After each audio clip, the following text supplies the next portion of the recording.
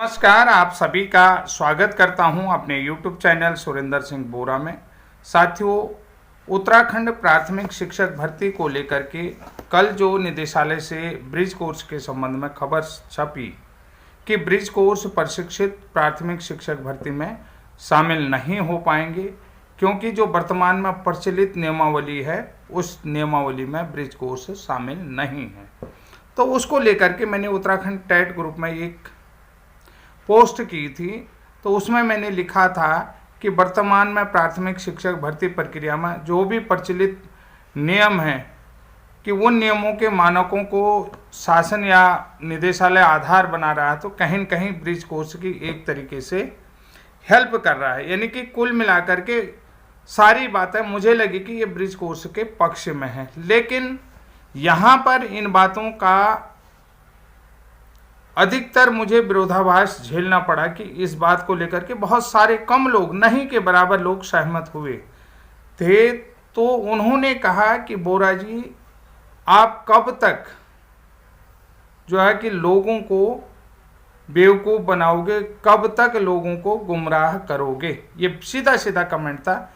क्यों लोगों को गुमराह कर रहे हो, क्यों लोगों को आप बेवकूफ़ बना रहे हो, ये सीधा सा कमेंट था। तो साथियों, जो भी साथी मुझे देख रहे हैं और इस वीडियो को देख रहे हैं, सबसे पहले तो मैं उन साथियों से कहना चाहता हूं जिन्होंने मुझे ये भी लिखा है कि आप बार बार ब्रिज कोर्स का पक्ष इतने स्ट्रांगली कैसे रख ले रहे हैं, कि किस आधार पर आप लोग रख रहे हैं कि ब्रिज कोर्स तो कहीं भी मान्य नहीं है, वैलिड नहीं है, तो ब्रिज कोर्स को आप इतने स्ट्रांगली कैसे रख रहे हैं। क्या आप बार बार ब्रिज कोर्स का जिक्र कर रहे हैं, आखिर ऐसा ब्रिज कोर्स में है क्या। तो एक बहन ने तो हमें ऐसा भी कमेंट लिखा है, वो है बबीता कम्मू करके उनका नाम है। उन्होंने कमेंट लिखा है कि पब्लिक को लिखा है, यानी कि पब्लिक डोमेन में लिखा है, बोरा जी की बातों में ना आकर के बोरा जी की बातों में आकर के अपना टाइम और रुपया बर्बाद ना करें।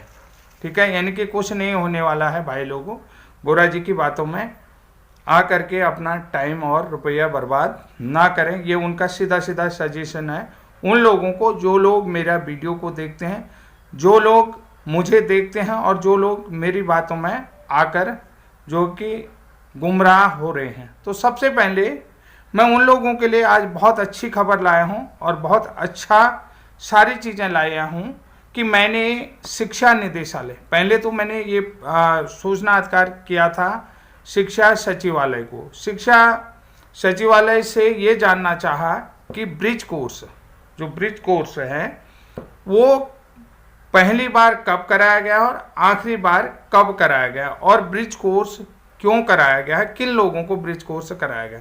मेरा प्रश्न था कि ब्रिज कोर्स जो है कि उत्तराखंड शासन की तरफ से या उत्तराखंड सरकार की तरफ से या उत्तराखंड शिक्षा विभाग की तरफ से प्रथम बार कब कराया गया था और आखिरी बार कब कराया गया था, ब्रिज कोर्स के मानक क्या थे। तो यहाँ पर देखिए, उन्होंने लिखा है, वांछित सूचना बिंदु के क्रम में प्रारंभिक शिक्षा निदेशालय उत्तराखंड देहरादून द्वारा निर्गत विज्ञप्ति आदेश संख्या प्रारंभिक शिक्षा 2/464/275/2017 18 दिनांक 23 अक्टूबर 2017 की छाया प्रति संलग्न है। यानी कि ब्रिज कोर्स के बारे में उन्होंने मुझे पूरी डिटेल यहाँ पर भेज दी। किसने? प्रारंभिक शिक्षा निदेशालय के जो मुख्य प्रशासनिक अधिकारी हैं या लोक सूचना अधिकारी हैं, चैतराम डंगवाल जी, उनकी तरफ से ये सूचना मुझे भेजी गई है। तो दूसरी बात, मैंने उनसे अनुरोध किया था तो उन्होंने लिख दिया कि सूचना धारित नहीं है, यानी कि पोषणीय नहीं है। उन्होंने कहा कि ये सूचना धारित नहीं है। तीसरा जो बिंदु था, मैंने ये पूछा था कि जो निःशुल्क अनिवार्य बाल शिक्षा अधिकार अधिनियम है वो किस नियम के अंतर्गत आता है। तो उन्होंने लिख दिया है कि जो निःशुल्क एवं अनिवार्य बाल शिक्षा अधिकार अधिनियम है वो जो है 2009 दिनांक 26 अगस्त 2009 की छाया प्रति, यानी कि मैंने जो है निःशुल्क बाल शिक्षा अधिकार अधिनियमों के उल्लेख के बारे में पूछा था, जैसे 23(1) है, 23(2) है, तो किस तरीके से इनमें नियमों को आधारित किया। तो यानी कि कुल मिलाकर के उनने छाया प्रति दे दिए। अब मैंने एक चीज़ और पूछा था कि निदेशालय से या सचिवालय से मैंने पूछा था, सचिवालय से ट्रांसफ़र हुआ कि जो निःशुल्क एवं अनिवार्य बाल शिक्षा अधिकार अधिनियम है ये केवल सरकारी विद्यालयों में ही लागू होता है या अन्य विद्यालयों में भी लागू होता है। यानी कि जो निःशुल्क बाल शिक्षा अधिकार अधिनियम है तो वो जो है कि उसको कहाँ कहाँ लागू किया जा सकता है। यानी कि हालांकि सब कुछ पता था, मेरा यहाँ पर कहने का मतलब ये था कि जो अनिवार्य शिक्षा अधिकार अधिनियम के तहत जो प्रशिक्षण के लिए छूट दी गई थी वो केवल सरकारी टीचरों के लिए लागू होती है या जो है कि अन्य टीचरों के लिए भी लागू होती है, ये साफ पूछा गया। यानी कि सीधी सी बात बताऊं, सरकारी टीचर बनने के लिए अलग क्वालिफिकेशन और प्राइवेट टीचर बनने के लिए क्या अलग क्वालिफिकेशन होती है, ऐसा सवाल मैंने पूछा था। तो इसके जवाब में उन्होंने क्या लिखा है कि वांछित सूचना बिंदु के क्रम में अवगत कराना है कि वर्तमान में समस्त प्रकार के विद्यालयों में आरटी एक्ट, समस्त प्रकार के प्राइवेट जो भी विद्यालय हों समस्त प्रकार के विद्यालयों में आरटी एक्ट 2009 के प्रावधानों के अनुसार एनसीटी द्वारा निर्धारित शैक्षिक प्रशिक्षण मानदंडों के अनुसार कार्रवाई किया जाना निर्धारित है। यानी कि जो भी एनसीटी द्वारा निर्धारित क्वालिफिकेशन है प्राइवेट स्कूलों में भी सभी जगह जो भी विद्यालय वहाँ पर टीचरों की क्वालिफिकेशन एनसीटी द्वारा निर्धारित ही क्वालिफिकेशन निर्धारित की गई है। जो एनसीटी द्वारा निर्धारित क्वालिफिकेशन है उसी के मानक उसी के मानदंडों के अंदर टीचर की क्वालिफिकेशन डिसाइड की गई है। जैसा कि मैंने आप लोगों को बताया कि ब्रिज कोर्स प्रशिक्षण किन किन लोगों को करवाया गया, तो ब्रिज कोर्स प्रशिक्षण किन किन लोगों के लिए थे और कब से कब कराया गया, क्यों कराया गया, ये भी एक सवाल था। और इसके संदर्भ में बहुत सारे लोग कह रहे हैं कि आप ब्रिज कोर्स को लेकर के क्यों दावा करते हैं। तो ये मेरे पास वो ब्रिज कोर्स का पत्र है जो निदेशालय स्तर से प्रारंभिक शिक्षा निदेशक तत्कालीन जो आर के कुंवर जी का है उनके द्वारा जो विज्ञप्ति बनाई गई है उस विज्ञप्ति के संदर्भ में आपको मैं वीडियो के माध्यम से दिखा सकता हूं। तो वीडियो के माध्यम से आप लोग देख सकते हैं कि अप्रशिक्षित शिक्षकों के प्रशिक्षण के लिए जो विज्ञप्ति निदेशालय स्तर से प्रकाशित हुई है तो उसके संदर्भ में आप लोगों को बताता हूं। तो आप इसको पहले इस विज्ञप्ति को देखिए।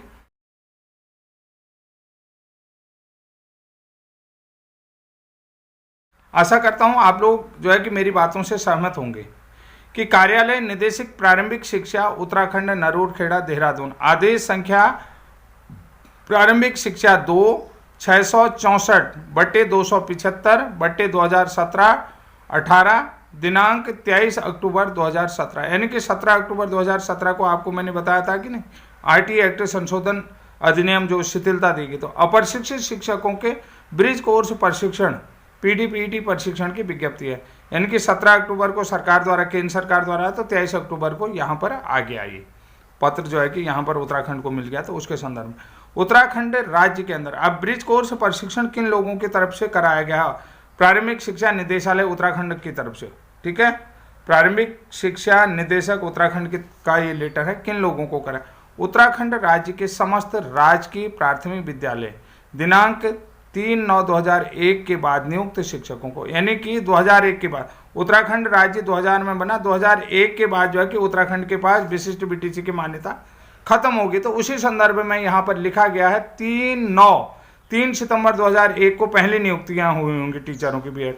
नियुक्त शिक्षकों को राजकीय सहायता प्राप्त, असहायता प्राप्त, प्राइवेट, पब्लिक स्कूल, राज्य सरकार, सीबीएसई एवं आईसीएसई से मान्यता प्राप्त समस्त प्राइवेट पब्लिक स्कूलों सहित के प्रबंधक, प्रधानाध्यापक, प्रधानाचार्यों एवं उक्त विद्यालय में कार्यरत समस्त अप्रशिक्षित शिक्षकों को सूचित किया जाता है कि जिला शिक्षा और साक्षरता विभाग, यानी कि स्कूल शिक्षा और साक्षरता विभाग, मानव संसाधन विकास मंत्रालय, भारत सरकार, नई दिल्ली के अर्धशासकीय पत्रांक 17/2/2017 एलिमेंट्री एजुकेशन 2017 दिनांक 3 अगस्त 2017 द्वारा दिए गए निर्देशों के क्रम में प्राथमिक कक्षा 1 से 5 तक में शिक्षण हेतु कार्यरत ऐसे शिक्षक जो एनसीटी द्वारा मान्यता प्राप्त संस्थान से बीएड प्रशिक्षित हैं परंतु डीएलएड या बीटीसी नहीं है, साफ स्पष्ट कर दिया है, परंतु डीएलएड या बीटीसी नहीं है, को 6 माह का ब्रिज कोर्स पीडीपीटी करना अनिवार्य है। उक्त कोर्स हेतु राष्ट्रीय मुक्त विद्यालय संस्थान NIOS की वेबसाइट nios.ac.in और DElEd bridge course nios.ac.in online पंजीकरण प्रक्रिया उपलब्ध है। पंजीकरण की अंतिम तिथि 30 नवंबर 2017 है। कोर्स का शुल्क 5000 है और ब्रिज कोर्स पूर्ण न करने की दशा में संबंधित शिक्षक 31 मार्च 2019 के उपरांत कक्षा 1 से 5 तक शिक्षण कार्य हेतु आहार्य नहीं होंगे, यानी मान्य नहीं होंगे, तथा उनको सेवायोजित नहीं रखा जाएगा, उनको सेवा में नहीं रखा जाता। ऐसे बीएड डिग्री धारक शिक्षकों जिन्होंने पूर्व में डीएलएड प्रशिक्षण हेतु ऑनलाइन पंजीकरण कराया है, कि यानी कि जो बीएड शिक्षक हैं जिन्होंने डीएलएड के लिए पंजीकरण कराया, वे अपने डीएलएड पंजीकरण को निरस्त कर सकते हैं। कैंसिलेशन करने हेतु दिनांक 30/10/2017 को dleduk@nios.gmail.com में आवेदन करके 6 माह के ब्रिज कोर्स के लिए पंजीकरण करवा सकते हैं। और डीएलएड पंजीकरण के निरस्तीकरण की स्थिति में पूर्व में डीएलएड प्रशिक्षण हेतु जमा कराए गए शुल्क की वापसी अथवा एक से अधिक बार जमा किए शुल्क की वापसी हेतु आवेदन info@nios.ac.in account@nios.ac.in में करना होगा, यानी कि वो पैसा वापस है। तो NIOS के वेबसाइट में अप्रशिक्षित शिक्षकों में विद्यालय के प्रधानाचार्य को पृथक पृथक लॉगिन आईडी बनानी होगी। तदुपरांत शिक्षक को स्वयं ऑनलाइन आवेदन हेतु पंजीकरण करना होगा। शिक्षक द्वारा किए गए पंजीकरण को विद्यालय के प्रधानाचार्य प्रधानाध्यापक द्वारा वेरीफाई किया जाएगा। यानी कि ये ब्रिज कोर्स के प्रशिक्षण के संबंध में कहा गया है। यहाँ पर हस्ताक्षर RK कुंवर, निदेशक प्रारंभिक शिक्षा, उत्तराखंड, देहरादून। तो अब ये प्रतिलिपि किस किस को भेजी गई, देखिए वहाँ से प्रतिलिपि सूचनार्थ किस किस को भेजा गया है। देखिए कार्यालय निदेशक प्रारंभिक शिक्षा, नरूरखेड़ा, तपोवन मार्ग, देहरादून। तो सचिव विद्यालय शिक्षा उत्तराखंड शासन, महानिदेशक विद्यालय शिक्षा उत्तराखंड देहरादून, महानिदेशक सूचना एवं लोक संपर्क उत्तराखंड देहरादून को अनुरोध के साथ उल्लेखित विज्ञप्ति को राज्य में प्रकाशित होने वाले व्यापक प्रचार प्रसार वाले 2 दैनिक समाचार पत्रों में, जिनका मैदानी क्षेत्र के साथ साथ पर्वतीय क्षेत्रों में भी व्यापक प्रचलन हो, मैं दिनांक 25/10/2017 के समाचार पत्र का उत्तराखंड संस्करण के न्यूनतम स्थान पर फ्रंट साइज 10 में प्रकाशित कराने का कष्ट करें तथा बिल भुगतान हेतु प्रारंभिक शिक्षा निदेशालय को 2 प्रतियों में उपलब्ध कराने का कष्ट करें। ये भी आपको पूरी डिटेल मिल गई, समझ रहे हैं, जो शुल्क प्रचार प्रसार में लगा है। जो लोग मुझ पर सवाल कर रहे हैं तो महोदय मैं आप लोगों को बता देता हूँ, मैं जो भी आपको जानकारी देता हूँ अपने चैनल के अनुसार बिल्कुल सही देता हूँ। उसके अलावा ये कहाँ भेजी गए हैं, अपर शिक्षा निदेशक प्रारंभिक शिक्षा गढ़वाल और कुमाऊं मंडल को भी अनुपालनार्थ दिया गया है कि समस्त मंडल शिक्षा अधिकारियों को दी गई है। उसके अलावा जिला शिक्षा अधिकारी, सभी जिला शिक्षा अधिकारियों को दिया गया। RT एक्ट 2009 के मानकानुसार राजकीय सहायता प्राप्त और असहायता प्राप्त प्राइवेट पब्लिक स्कूलों में कार्यरत अप्रशिक्षित शिक्षकों को लिए ब्रिज कोर्स हेतु ऑनलाइन पंजीकरण कराए जाने हेतु सूचना का व्यापक प्रचार प्रसार करते हुए समस्त अप्रशिक्षित शिक्षकों को सूचित करें। ये साफ चीज लिखा गया। और उसके बाद प्रभारी MIS विद्यालय, यानी कि MIS जो है विद्यालय शिक्षा उत्तराखंड को इस आश्रय से उक्त विज्ञप्ति को विभागीय वेबसाइट पर अपलोड करने का कष्ट करें। तो साथियों, जो भी लोग मुझ पर सवाल उठा रहे हैं उनके ये सारे डाउट क्लियर हो गए होंगे। जो लोग बार बार ये कह रहे थे कि आप बार बार इतने स्ट्रांगली और इतने कॉन्फिडेंट कैसे हैं कि ब्रिज कोर्स निश्चित रूप से जीतेगा। जो भी बहन भाई, जो भी हमारा प्रशिक्षित साथी है, चाहे वो DLED वाला हो, NIOS DLED वाला है, BEd वाला हो, BTC वाला हो या किसी अन्य राज्य से BTC वाला हो, कि भाई ये सारा प्रमाण ये आप लोगों को दिखा देता हूँ। ये रजिस्टर्ड डाक से आया हुआ है, ये आप देख सकते हैं। तपोवन नरूरखेड़ा यहाँ पर लिखा हुआ होगा, निदेशालय उत्तराखंड प्रारंभिक शिक्षा, ये साफ लिखा हुआ है, तो आप लोग देख सकते हैं। तो उसी के अनुसार मुझे RT एक्ट के बारे में भी दिया गया है। अब RT एक्ट में भी क्या मानक हैं, समझ रहे हैं कि क्यों मैं ब्रिज कोर्स को इतने स्ट्रांगली उठा रहा हूँ। अब आरटीई एक्ट का सेक्शन 20 देखिए, जो सेक्शन 20 है उसमें लिखा गया है अनुसूची का संशोधन करने की शक्ति। जो किसी भी जो है संविधान की अनुसूची में कोई संशोधन किया जाता है, जैसे आरटीई एक्ट की अनुसूची है उसमें संशोधन करने का, तो यानी कि केंद्र सरकार अधिसूचना द्वारा अनुसूची का, यानी कि केंद्र सरकार अधिसूचना द्वारा अनुसूची का उसमें किसी मान या मानक को जोड़कर या इससे उसका लोप करके संशोधन कर सकेगी। यानी कि लोप यानी कि उसको ढीला करके, शिथिल करके उसमें संशोधन कर सकती है। इस बारे में आप लोगों को पहली बात है सेक्शन 20 की अनुसूची संशोधन को देखना होगा आरटीई एक्ट में। आपको मैं ये दे भी देता हूँ, इसको समझ भी लीजिए। उसके बाद हम बात करते हैं कि 23(1) में क्या कहा गया आरटीई एक्ट में। कोई भी व्यक्ति, अब देखिए, कोई भी व्यक्ति जिसके पास केंद्र सरकार द्वारा अधिसूचना द्वारा प्राधिकृत, यानी कि अधिसूचना द्वारा किसी को अथॉरिटी बनाया गया, अधिसूचना के द्वारा किसी अधिकृत प्राधिकृत किसी भी शिक्षा प्राधिकारी द्वारा तथा अधिकथित न्यूनतम अर्हता शिक्षक के रूप में नियुक्ति के लिए पात्र होगा। यानी कि किसी भी व्यक्ति के पास अधाकथित न्यूनतम योग्यता, यानी कि कोई भी प्राधिकरण हो, किसी भी इंस्टीट्यूशन बॉडी हो, किसी को अधिकृत किया गया उसके द्वारा बनाई गई न्यूनतम क्वालिफिकेशन कि किसी भी व्यक्ति के लिए अधाकथित न्यूनतम अर्हता है तो वो शिक्षक के रूप में नियुक्ति का पात्र होगा। यानी कि ब्रिज कोर्स वालों के लिए ये योग्यता है। तो यहाँ पर ये स्पष्ट कर दिया है। उसके बाद 23(2) का भी मैं यहाँ पर जिक्र, जहाँ किसी भी राज्य में अध्यापक शिक्षा के पाठ्यक्रम या उसमें प्रशिक्षण प्रदान करने वाली पर्याप्त संस्थाएं नहीं हैं या उपधारा 1 के अधीन या अधिकाधिक न्यूनतम अर्हता रखने वाले शिक्षक पर्याप्त संख्या में नहीं हैं, वहाँ केंद्र सरकार द्वारा यदि आवश्यक समझें तो अधिसूचना द्वारा शिक्षकों के रूप में नियुक्ति के लिए अपेक्षित न्यूनतम अर्हताओं को 5 वर्ष से अनधिक की ऐसी अवधि के लिए शिथिलता कर सकेगी जो उस अधिसूचना में विनिविष्ट की जाएगी। यानी कि उस अधिसूचना में उसको नियमों के अनुसार दर्शाया जाएगा। यानी कि ये 23(2) में है, आरटीई एक्ट में 23(2) में ये चीज़ कहा गया है कि जो केंद्र सरकार की द्वारा, ठीक है, यहाँ पर केंद्र सरकार द्वारा आवश्यक समझे तो अधिसूचना द्वारा शिक्षक के रूप में न्यूनतम योग्यता के लिए अपेक्षित न्यूनतम अवसर शिथिलता प्रदान की जाती है। तो यहाँ पर आपने देखा होगा कि जो 10 अगस्त 2017 का जो पार्लियामेंट बिल है उसमें अंडर क्वालिफिकेशन लेट डाउन लिखा हुआ है। तो यानी कि ये भी हमारे पास नियम है, ये भी मैं आप लोगों को दिखा दूंगा। ये मेरे पास पूरा, ये मैंने अपने उससे नहीं बनाया, ये कहीं से निकाला नहीं गया, ये मुझे कहाँ से भेजा गया है, निदेशालय प्रारंभिक शिक्षा। किसने भेजा है आपको बता देता, मुख्य प्रशासनिक अधिकारी चैतराम डंगवाल जी के द्वारा मुझे ये भेजा गया। इसमें मैं अपनी तरफ से कुछ भी नहीं जोड़ रहा हूँ, आप लोगों को ये स्पष्ट कर दूं।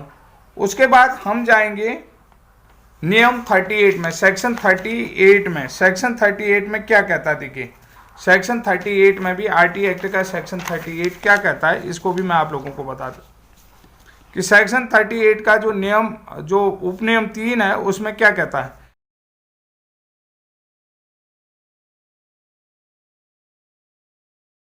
कि इस अधिनियम के अधीन केंद्र सरकार द्वारा बनाया गया, इस जो अधिनियम के अधीन केंद्र सरकार द्वारा बनाया गया प्रत्येक नियम और केंद्र सरकार द्वारा धारा 20 और धारा 23, देख लीजिए, धारा 20 के तहत करा गया और धारा 23 के अधीन जारी प्रत्येक अधिसूचना बनाए जाने के पश्चात यथाशीघ्र संसद के प्रत्येक सदन के समक्ष जब वह सत्र में हो तो कुल 30 दिन की अवधि के लिए रखा जाएगा। यानी कि 30 दिन के, जो हमने कहा नहीं कि आपको जो है कि पार्लियामेंट से बिल पास हुआ है तो वो इसमें इस अधिसूचना में स्पष्ट रूप से रखा गया है। आप लोगों को मैं ये स्पष्ट कर देता हूँ कि केंद्र सरकार द्वारा धारा 20-23 के अधीन प्रत्येक अधिसूचना बनाए जाने के पश्चात यथाशीघ्र संसद के प्रत्येक सदन के समक्ष रखा जाएगा कुल यदि हो तो यह अवधि एक सत्र या 2 या अधिक अनुक्रमित सत्रों में पूरी हो सकेगी।